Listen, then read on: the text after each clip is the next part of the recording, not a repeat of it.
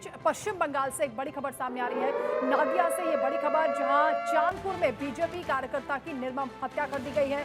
हफीजुल शेख की गोली मारकर हत्या की गई है। हत्या के बाद बीजेपी कार्यकर्ता का सिर भी काट दिया गया। पुलिस फिलहाल हत्या की जांच में जुटी है। एक बड़ी घटना हुई है। हालांकि चुनाव के दौरान भी छुटपुट घटनाएं होती रही, हिंसा की खबरें बार बार आती रही, लेकिन एक और ये बड़ी जानकारी मिल रही है कि पश्चिम बंगाल के नदिया में हत्या कर दी गई है बीजेपी कार्यकर्ता की और सिर भी काटा गया है। यानी बड़ी ही निर्ममता के साथ इस हत्या को अंजाम दिया गया।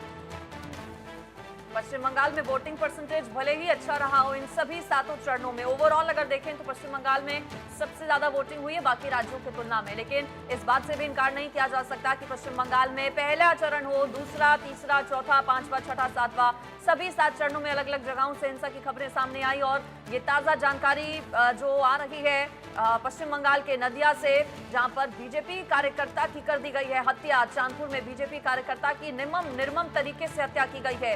हफीजुल शेख की गोली मारकर हत्या कर दी गई है। और बिहार और पश्चिम बंगाल ये वो राज्य रहे जहां पर बीजेपी की ओर से जंगल राज का मुद्दा बहुत ज्यादा उठाया गया। बिहार में भी बीजेपी की ओर से लगातार घेरा गया। आरजेडी को कहा गया कि जब कुछ महीने तक वहां पर आरजेडी सत्ता में थी, उस दौरान जंगल राज बहुत ज्यादा बढ़ा। साथ ही साथ पश्चिम बंगाल पर अगर आप आएंगे तो संदेश खाली एक बड़ा मुद्दा रहा। इसके अलावा वहां पर जो क्राइम है उसको लेकर, खासतौर पर भ्रष्टाचार को लेकर बड़े पैमाने पर घेरा गया बीजेपी की ओर से ममता सरकार को। और अब जानकारी मिल रही है कि एक बार फिर से हत्या की गई है। यहाँ पर बीजेपी कार्यकर्ता का सिर काटकर हत्या को अंजाम दिया गया है।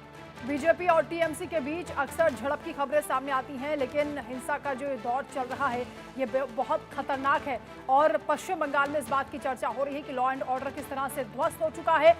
एक और बड़ी खबर इस वक्त सामने आ रही है, रुक करेंगे।